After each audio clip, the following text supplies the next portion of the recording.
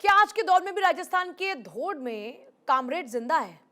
हर तरफ नारंगी, हरे और सफेद झंडों के बीच अचानक अगर लाल झंडे दिखने लगे तो हैरानी होगी ही। हाँ, राजस्थान में अभी भी लाल झंडे सीकर से आगे जो ही धोध में घुसते हैं तो लाल झंडों और होर्डिंग्स की बहार आ जाती है। कम्युनिस्ट लाल झंडे, सीपीआईएम के झंडे लहराती कारें, ट्रैक्टर, मोटरसाइकिल्स गांव और सड़कों पर घूमती नजर आती हैं। ऐसा दृश्य उत्तर भारत में अब शायद ही कहीं और देखने को मिलेगा, लेकिन धोध और उसके आसपास कामरेड लोग चुनावी दंगल में जोर शोर से हिस्सा ले रहे हैं। यहां तक कि 2023 का इस जगह मुकाबला दो धुर विरोधी विचारधाराओं, कम्युनिस्टों और भाजपा के बीच है और कांग्रेस बहुत पीछे तीसरे नंबर पर बताई जा रही है। धोध के लिए यह सामान्य नहीं है क्योंकि यह लाल झंडे का गढ़ है, उसका किला है, जहां कम्युनिस्टों ने पिछले 10 विधानसभा चुनाव में से 4 में जीत हासिल की। इन दिनों युवा वर्ग का झुकाव भाजपा की ओर है, लेकिन उनके मन में सीपीआईएम के प्रति आदर सम्मान अभी भी है। ये युवा जानते हैं कि सीपीआईएम की विचारधारा एक डूबता हुआ जहाज है और अब समय आ गया है कि अन्य विचारधाराओं और उनके आख्यानों पर चिंतन मनन किया जाए। अब बीकानेर, हनुमानगढ़, सीकर जैसे जाट बहुल जिलों के श्रीडूंगरपुर, भादरा और धोध जैसे कुछ विधानसभा क्षेत्र हैं जहां खत्म होते अस्तित्व के बावजूद सीपीएम मौजूद है और पिछले चुनाव में श्रीडूंगरपुर और भादरा से तो सीपीएम उम्मीदवार विधायक चुने भी गए थे। सीकर का धोध भी दूसरे इलाकों की तरह जल संकट से जूझ रहा है। खेत सूखे हैं, भूजल स्तर नीचे है। रामेश्वर दत्ता पहले 180 बीघा उपजाऊ जमीन के मालिक थे, आज उनकी जमीन बंजर हो चुकी है। वो आसपास के इलाके में छोटे मोटे काम करके अपना गुजारा करने को मजबूर हैं। यहाँ दूसरा मुद्दा है कर्ज माफी।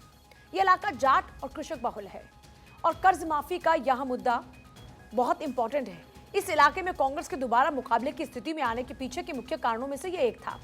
हालांकि धोध में लाल झंडों का बोलबाला है, परंतु भाजपा के गोवर्धन वर्मा भी चर्चा के केंद्र में हैं। वर्मा धोध के पूर्व विधायक और ग्राम प्रधान हैं और उन्हें जन समर्थन भी हासिल है। वो साल 2018 में चुनाव हार गए थे, लेकिन इसके बाद उन्होंने लगातार जनता की समस्याओं से अपना सरोकार बनाए रखा। इसके विपरीत वर्तमान विधायक कांग्रेस के परसराम मोरदिया को सत्ता विरोधी लहर का सामना करना पड़ा, जो इतनी ताकतवर है कि उसके सामने कांग्रेस की 7 गारंटियों की चर्चा नहीं है। साल 2018 में कांग्रेस की बदलाव लहर पर सवार मोरदिया कम्युनिस्ट पार्टी के भीमाराम से केवल 7.5% मतों के अंतर से जीत पाए थे। इस बार लोग लड़ाई कम्युनिस्ट बनाम भाजपा की मान रहे हैं। हालांकि हार जीत जाट तय करेंगे, क्योंकि अनुसूचित जाति के लिए आरक्षित इस सीट में जाट समुदाय की वोट सबसे ज्यादा है और उनके मूड का अनुमान लगाने पर पता लगता है कि उनके वोट 2 हिस्सों में बटेंगे, कुछ सीपीआईएम और कुछ बाकी जो भाजपा को मिलेंगे। हालांकि गुर्जरों के विपरीत जाटों का एक हिस्सा भाजपा की तरफ मुड़ा है, लेकिन सीकर में कांग्रेस की स्थिति अच्छी नहीं है। पिछली बार उसने जिले के 8 में 7 सीटें जीती थी, बाद में 8 हो गई क्योंकि आईएनडी के महादेव सिंह कांग्रेस में आ गए थे। चाहे लक्ष्मणगढ़ में गोविंद सिंह डोटासरा हो या सीकर में राजेंद्र पारेख, सभी जी जान से अपनी अपनी सीट दोबारा जीतने की लड़ाई लड़ रहे हैं। कुल मिलाकर धोध शेखावटी और पश्चिमी राजस्थान के जाट बहुल इलाके की एक ऐसी सीट है जिसमें पुराना वक्त याद हो आता है।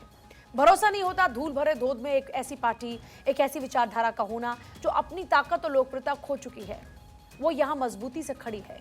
धोध में नारंगी, हरे और सफेद झंडों के बीच लाल झंडे शान से ऊंचे लहरा रहे हैं और ये निश्चित ही रंगीले राजस्थान की सियासी शान का प्रतीक है। वैसे ही जैसे कहीं बसपा का नीला, बेनीवाल की पार्टी का लाल हरा, तो आदिवासी बीटीपी पार्टी का गहरा नीला लाल हरा झंडा है। आपकी बार धोध में किसका जादू चलेगा, ये एक बड़ा सवाल है। धोध विधानसभा क्षेत्र में इस बार युवाओं का झुकाव बीजेपी की ओर है। इन युवाओं के मन में सीपीआईएम के प्रति आदर सम्मान तो है, अभी भी है। धोध के युवाओं के लिए सीपीआईएम विचारधारा एक डूबता लेकिन जहाज है। बीकानेर, हनुमानगढ़, सीकर जैसे जो जाट बहुल जिले हैं, वहां पे कम्युनिस्ट मौजूद। श्रीडूंगरपुर, भादरा, धोध जैसे विधानसभा क्षेत्र भी सीपीएम यहां पर मौजूद है। पिछले चुनाव में श्रीडूंगरपुर, भादरा से सीपीएम उम्मीदवार विधायक चुने गए। धोध में किसानों का मुद्दा कितना बड़ा है, जरा समझिए इसको। सीकर का जो धोध है दूसरे इलाकों की तरह जल संकट से जूझ रहा है। किसान रामेश्वर दत्ता यहाँ 180 बीघा उपजाऊ जमीन के मालिक थे।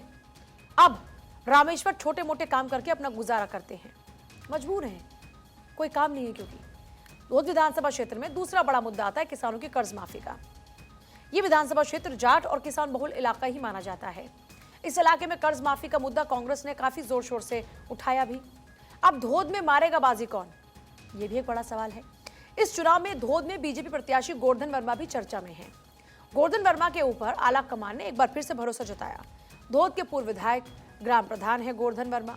जन समर्थन हासिल है उनको। साल 2018 में चुनाव हारने के बाद जनता के बीच लोकप्रियता कम नहीं हुई। मतलब ऐसा नहीं हुआ कि चुनाव हार गए तो जनता के बीच में आप हैं नहीं, आपकी पहुंच कम हो गई। नो, धोद से मौजूदा कांग्रेस विधायक परसराम मोरदिया के सामने बड़ी चुनौती सत्ता विरोधी लहर के सामने कांग्रेस की 7 गारंटियों की चर्चा नहीं है।